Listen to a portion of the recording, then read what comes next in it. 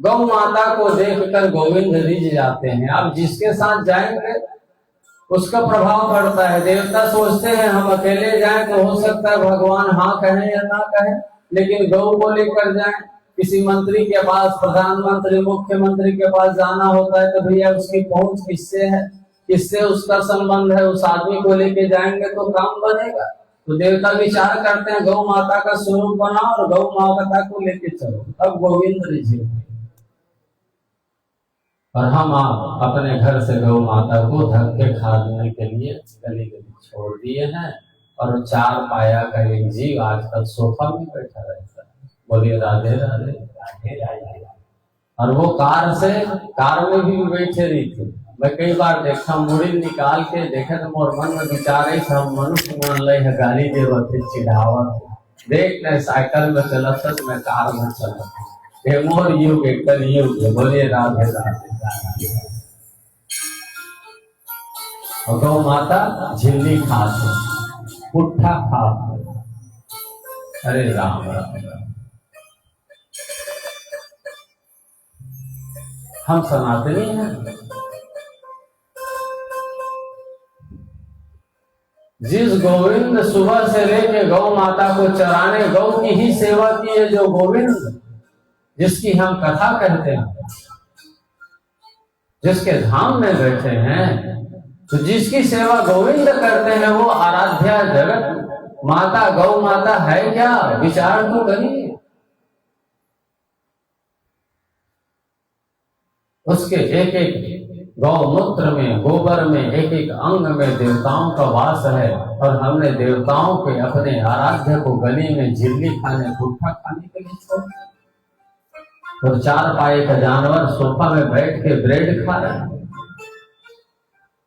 Vitamin की गोली खा रहा है, और हम ही लोगों को काटने के लिए दौड़ता है। खाता ही हमारे से, हमें ही काटने के लिए दौड़ता है। और गौ माता को खिलाओगे तो अपने जीभ से चाटती है, दुलार करती है, कितना कहें।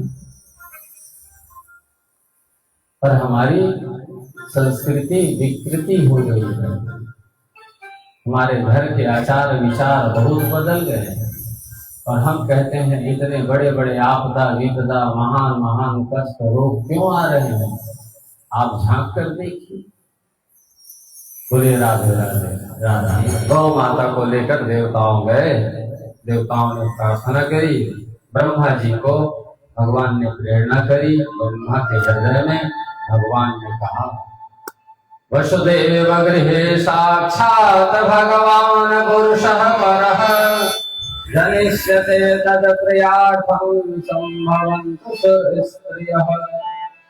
मैं वसुदेव के घर में अवतार लूंगा। अपनी शक्ति के साथ भगवान ने हृदय में आकाशवाणी की ब्रह्मा जी के हृदय में, और तुम सभी देवी देवता जाओ मथुरा मंडल में अवतार ले लो। भगवान की आज्ञा हुई। ब्रह्मा जी ने भगवान की वाणी सभी देवताओं को सुना दी। सारे देवी देवता भगवानी करने पहले से मथुरा मंडल में, ब्रज मंडल में सब अवतार रूप बदल के आ गए स्वागत में, भगवान के स्वागत में, उनकी लीला में शामिल होने के लिए सब ब्रजवासी बनकर आ गए। अब अत्याचार कंस का, देवकी माता और वसुदेव जी कारागृह में, कथा आप सब जानते हैं। अब आकाशवाणी हुई थी कि 8वां गर्भ देवकी का तुम्हारा काल होगा। 6 पुत्र जो हैं कंस मार दिया, 7वां गर्भ हुआ। भगवान ने योग माया को आदेश किया, ये 7वां गर्भ तुम देवकी के गर्भ से रोहिणी के गर्भ में तुम संकर्षित कर दो, और तुम यशोदा माँ के यहाँ जन्म लेना, और तुमको लेके बाबा जैसे ही जाएंगे, और आप कंस आएगा मारने के लिए, तुम छटक जाना, और तुम्हारे ये मेरे कार्य कर देगी तो मैं तुझे जगत पूज्य बना दूंगा। योग माया ने कहा, हे देव आपका जैसा आदेश। माया से ही संसार चल रहा है, योग माया से ही भगवान इसको धारण कर। और भगवान की आज्ञा हुई और सातवां जो सप्तम गर्भ भगवान संकर्षण रोहिणी के घर में गर्भ में योग माया ने यहाँ से देखी कर बोलिए दाऊ जी भैया की। दाऊ भैया का जन्म हुआ, आंखें नहीं खोलते, आंखें नहीं खोले। यशोदा मैया ने सांडिल्य ऋषि की अर्धांगिनी ऋषि पत्नी को बुलाया, देखिए कि बालक जन्म लिया है, आंखें नहीं खोलता। भगवान शेषा अवतार राव भैया कहते हैं मैं पहले अपने आराध्य को ही देखूंगा, इस आंख से दूसरे किसी को नहीं देखूंगा। हाथ के चरण पैर के चरण देखे। सांडिल्य ऋषि के पत्नी ने कहा देखा यशोदा, ये तो बहुत सौभाग्यशाली बालक है और मैं देख के रेखा देख के बता रहा हूँ ये किसी के ध्यान में है, इसको कोई रोग नहीं है, ये किसी का ध्यान कर रहा है। दाऊ भैया अपने आराध्य बांके बिहारी के ध्यान में है, आप आइए मैं आपको पहले देखूंगा फिर संसार को देखूंगा। तो हमारी आंख में बांके बिहारी होने चाहिए। हम किसको देखें पहले? परमात्मा को। सुबह उठिए किसका दर्शन पहले करिए? भगवान का, फिर संसार को देखिए। और आजकल बड़ बीमारी है, मोबाइल माथा से रखा है, बोलिए राधे राधे, बड़ा समस्या। तो सुत के उठे पहली हुई राम राम बाद में हुई हेलो हाय पहली, बड़ा समस्या है। दाऊ जी भैया भगवान के ध्यान में, और इधर कंस को भ्रम हो गया। अष्टम गर्भ में भगवान अब आ गए हैं। जिस दिन से भगवान आए हैं अभी तक भयभीत रहने वाली देवी जिस दिन से परमात्मा आए हैं तब से भय उनका चला गया और आनंद ही आनंद है। अब उन्हें कंस से बिल्कुल डर नहीं। जीवन में जब परमात्मा की भक्ति आती है तो आनंद आता है, भय चला जाता है। इसलिए भगवान को भजिए। भयभीत जीवन जीना है तो संसार का भजन करिए, और अगर भय से मुक्ति चाहिए तो भगवान के चरणों में, गुरु के चरणों में रहिए। देवकी को बिल्कुल भी डर नहीं लगता कंस से, नहीं तो पहले कांपती थी, डर के मारे थर थर कांपती थी देवकी, आएगा और फिर मेरे इस बालक को मार देगा। लेकिन अब की बात वो भयभीत नहीं, और उसके चेहरे से इतनी दिव्य कांति तेज निकलती है कि कंस आता सोच के आता था देवकी को ही मार दूंगा तो उसका देवकी का गर्भ अपने आप मर जाएगा। जैसे ही कारागृह में आए और देवकी का जब दर्शन करे उसके विचार बदल जाए। कितनी सुंदर दिख रही थी, इतना आकर्षण, इतना तेज, वो रूप देखकर उसके विचार बदल जाते, क्योंकि भगवान बैठे हैं और भगवान का ऐसा प्रभाव। वो आता था हत्या करने के विचार से, पर आके देखता था तो उसके हृदय में अपनी बहन के लिए प्रेम उमड़ने लगता था। मेरी इतनी सुकोमली, इतनी मेरी प्यारी बहना को मैं नहीं मार सकता, कितनी सुंदर है, दमकता हुआ उनका चेहरा तो देखो, कितनी करुणा है। क्यों? करुणा के सागर अंदर बैठे हैं, आंखों से करुणा झरझर झरझर झर रही है, प्रेम और करुणा निकल रही है देह से, दिव्य ओज प्रभाव तेज। विचार बदल जाते। आता था मारने के लिए, दर्शन करते ही पूरा विचार बदल जाए। नहीं नहीं, इतनी प्यारी बहना को मैं नहीं मार सकता, वापस कर दे। महल में जाए दूसरे दिन फिर विचार बदल जाए। नहीं नहीं नहीं, न रहे बांस न बजे बांसुरी, मारेंगे ना, ठीक है कितनी भी सुंदर है, ना ना चलो फिर जाए जैसे ही सामने जाए। भगवान की ऐसी माया, फिर विचार बदल जाए। और देवताओं ने आकर भगवान के गर्भ की स्तुति की। सत्यव्रतम सत्य परम त्रिसत्यम सत्यस्य जोनिमनिहितं च सत्ये सत्यस्य सत्यमृत सत्यनेत्रं सत्यात्मकं त्वां शरणं प्रपन्नामि।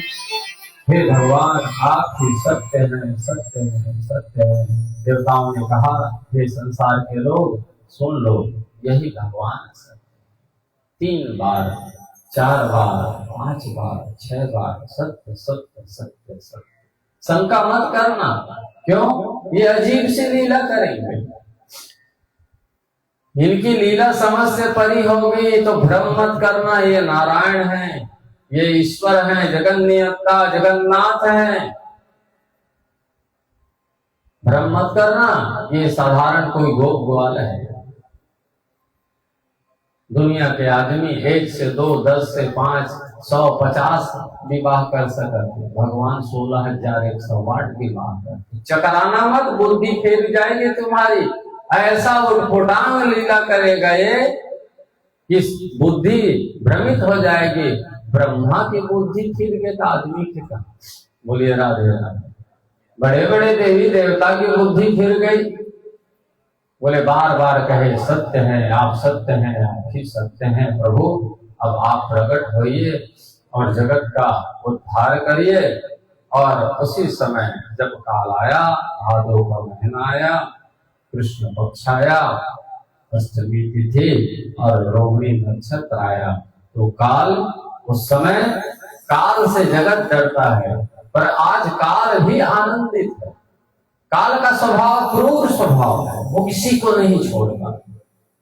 उसका स्वभाव कैसा है? काल का क्रूर है, निर्दयी है और वो निष्पक्ष है।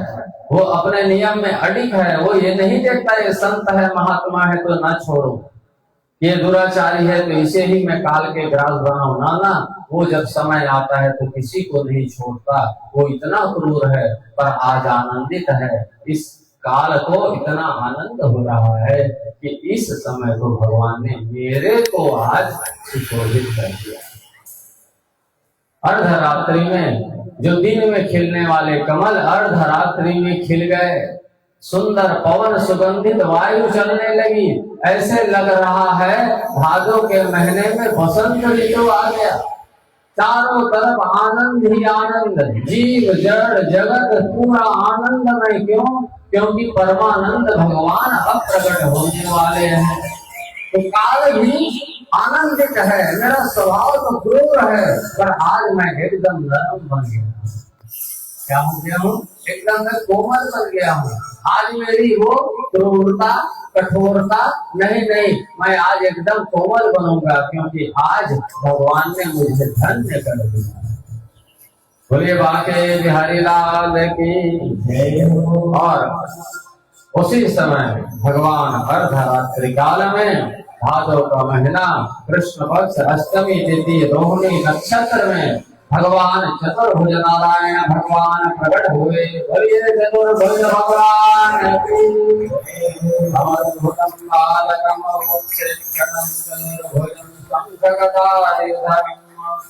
बोले शंख चक्र गदा पद्म धारण करे। देवकी के सामने परमात्मा प्रकट हो गए और भगवान को देख कर देवकी आनंद विभोर हो गई। कोई भय नहीं और गुणों ने प्रणाम किया। भगवान देवकी माता वसुदेव जी ने प्रणाम किया, स्तुति की, वंदन किया और भगवान को देख कर देवकी ने थोड़ा सा कहा अपने पति से कि कल सब जैसे सुनेगा आ जाएगा। भगवान ने कहा मैया चिंता मत करो, देख नहीं रही हो शंख चक्र गदा पद्म धारण कर कर आया हूँ। अब कंस से डरने की आवश्यकता नहीं है, वो तुम्हारा कुछ भी नहीं बिगाड़ पाएगा। और मैं आदेश कर रहा हूँ कि बाबा मुझे यशोदा मैया के यहाँ छोड़ देना, तुरंत जल्दी करो। वसुदेव जी ने कहा कैसे छोड़ूंगा, बेड़ियां लगी हैं। भगवान ने कहा सब बेड़ियां खुल जाएगी, चिंता मत करो और मुझे वहां छोड़ देना। और वहां एक कन्या का जन्म हुआ है, उसे लेकर आप आ जाना, जल्दी करो। भगवान ने कहा, मैया ने कहा तो ऐसे चतुर्भुजी नारायण बना रहेगा तो कैसे लेके जाएंगे। एक बालक बन जा, शिशु बन जा और भगवान मैया के प्रार्थना से एक साधारण मनुष्य का सा बालक बनाकर मैया के गोदी में भगवान आ गए। बोलिए बाल कृष्ण भगवान की। मैया भी आ गई। बोलिए गौ माता की जय। अब भगवान गोदी में आ गए। वसुदेव जी ने जैसे ही भगवान को टोकरी में सूपे में रखा, भगवान को सिर में धारण किए, सारी बेड़ियां खुल गई और उधर योग माया का जन्म हो गया। तो सारे प्रहरी सो रहे हैं, गाढ़ी निद्रा, किसी को पता नहीं क्या हो रहा है घटना। क्यों? योग माया प्रकट हो गई, योग माया का प्रभाव। और जैसे वसुदेव जी ने भगवान को अपने मस्तक में धारण किया, वसुदेव जी ने बेड़ियां खुल गई। तो जो जीव भगवान को अपने सिर में धारण करता है उसका बंधन खुल जाता है, उसकी मोह माया का आसक्ति टूट जाती है। और जैसे ही भगवान को वसुदेव जी ने धारण किया और निकले तो भयंकर काली घटा आ गई और मेघों की वर्षा होने लगी। मेघों ने कहा इनका भी वर्ण श्याम है और इनका मेरा भी वर्ण श्याम है, इनका नाम भी श्याम है, मेरा भी नाम श्याम है, तो मैं अपने ऐसे श्याम सुंदर को जिस भाव से मैं हो, मेरे पास जल के अलावा कुछ नहीं, तो मैं जल से ही सेवा करूंगा। और रिमझिम बरसात होने लगी और काली अंधेरी रात, चारों तरफ झिंगूर की मेढक की आवाज आ रही है, भयंकर बारिश हो रही।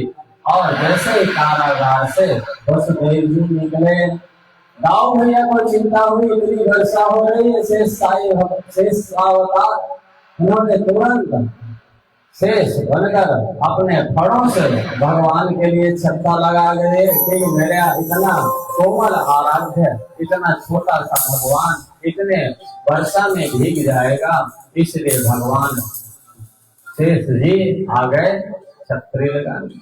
अब चलने लगे वसुदेव जी। जमुना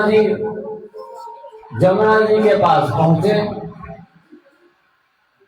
जमुना मैया प्रतीक्षा में, जमुना जी को लगा आज मेरे स्वामी आए हैं तो मैं तो उनको प्रणाम करूंगी, मैं उनके चरण छूऊंगी, ऐसे तो मैं जाने नहीं दूंगी अपने आराध्य को। इतनी लंबी प्रतीक्षा के बाद भगवान आए। तो भगवान तो करो, जल्दी करो जो करना है, फिर कथा कितनी करना। तो अब भगवान को लेकर वसुदेव जी अर्धरात्रि काल में और श्रेष्ठ भगवान छत्र धारण किए हुए हैं और छत्र धारण किए हुए जैसे यमुना जी के पास गए, जैसे उधर यमुना जी का जल ऊपर आने लगा। बोले बाल कृष्ण भगवान की जय हो, आके बिहारी लाल की जय हो। यमुना जी का जल बढ़ने लगा। अब बाबा के जल गले तक आ गया। भगवान ने विचार किया कि जमुना क्या कर रही है, मेरे बाबा को डुबा देगी क्या। जमुना जी ने कहा प्रभु आपके चरण मुझे पखारने हैं, आपके चरण मुझे छूने हैं, मैं आपको प्रणाम करना चाहती हूँ। भगवान ने तुरंत अपने छोटे से चरण नीचे लटका दिए और जमुना जी का जल जैसे ही भगवान के चरणों में पड़ा और जमुना जी तुरंत धीरे से घुटने तक आ गई। बोले जमुना महारानी मैया की, माता की। वसुदेव जी धीरे से जब गए हैं नंद भवन में, जब नंद भवन में गए, अब बाबा को अब जाकर रख दिए। बाबा कब गए वहां किसी को पता नहीं, किसी को पता नहीं, सब सोए हैं। क्यों? योग माया का वहां प्रादुर्भाव हुआ। और जाकर वसुदेव जी ने उन्हें रखा, भगवान को पधराए और वहां से कन्या को लेकर वापस आए अपने कारागृह में। और कारागृह में आए तो बेड़ियां बंद गई। कंस सुना और कंस जैसे ही सुना दौड़ के आया, कन्या को उठाकर मारने वाला था। उसी समय वो कन्या अष्टभुजी माता के रूप में प्रकट हुई कि दुष्ट तू मुझे क्या मारेगा, तेरा काल का जन्म हो गया है। तब जाकर कंस को पता चला। और इधर नंद जी के घर में जब पता चला कि लाला हुआ है तो सबने नंद जी यशोदा जी को बधाई दी है। बोलिए बांके बिहारी लाल की जय, नंद के लाला की जय, यशोदा के दुलारा की जय। बधाई हो बधाई हो बधाई हो। नंद के घर आनंद का जन्म हुआ है, लाला का नहीं। नंद के घर साक्षात आनंद स्वरूप परमात्मा जन्म हुआ। बोले बाल कृष्ण भगवान की जय हो। आइए हम आप भी नंद भवन के उत्सव में सम्मिलित हो। बोल बाके बिहारी लाल की जय। आइए बाके बिहारी लाल का नाटक के उत्सव आप सभी यथास्थान खड़ा होकर झूम जाएंगे।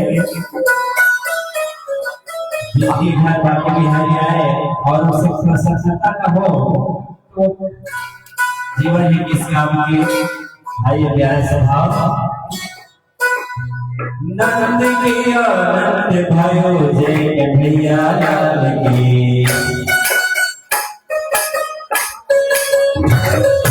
नंद के आनंद भयो जय कन्हैया लाल की। नंद के आनंद भयो जय कन्हैया लाल की।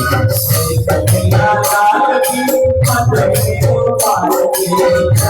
कन्हैया लाल की माता की गोपाल की। नंद के आनंद भयो जय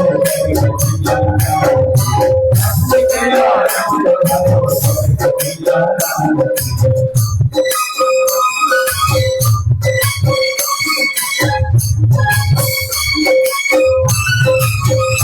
लाल की।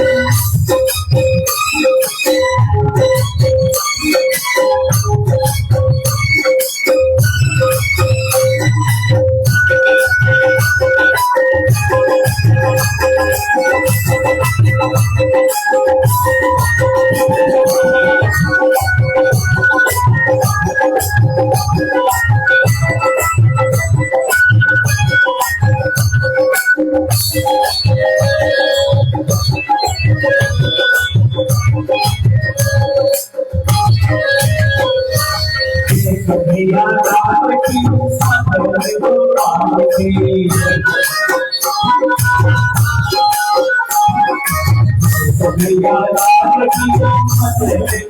गोपाल की।